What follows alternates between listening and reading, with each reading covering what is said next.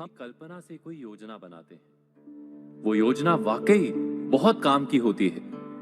उसे हम बहुत उत्साह से आरंभ करते हैं, लेकिन उस पर थोड़ा सा काम करके हम अचानक उसको विराम दे देते हैं। ऐसी अनेक आधी अधूरी योजनाएं आपके पास भी होंगी, जिन्हें आपने पूरे जोर शोर के साथ आरंभ तो किया, लेकिन उसे उसके परिणाम तक नहीं पहुंचाया। और पूरी कल्पना, पूरी योजना एक नाकाम सोच के रूप में सामने आती है। आपने कभी विचार किया है कि ऐसा क्यों होता है?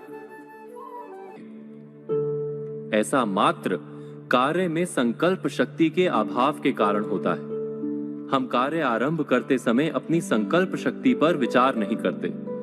भावुकता के साथ काम का आरंभ तो कर लेते हैं, लेकिन उसको निरंतर संचालित करने की क्षमता पर विचार नहीं करते। यही नहीं, हम उस काम में अपनी रुचि, दक्षता और कौशल्य पर भी विचार नहीं करते। बस कल्पना अच्छी लगती है और हम उस काम को करने का निर्णय कर लेते हैं। ऐसा जब जब और जहां जहां होगा, कार्य अधूरा छूटेगा ही। क्योंकि कार्य वही पूर्ण होता है जहां कौशल्य पूर्ण लगन, तब पूर्ण रुचि और संकल्प शक्ति का सही मेल हो।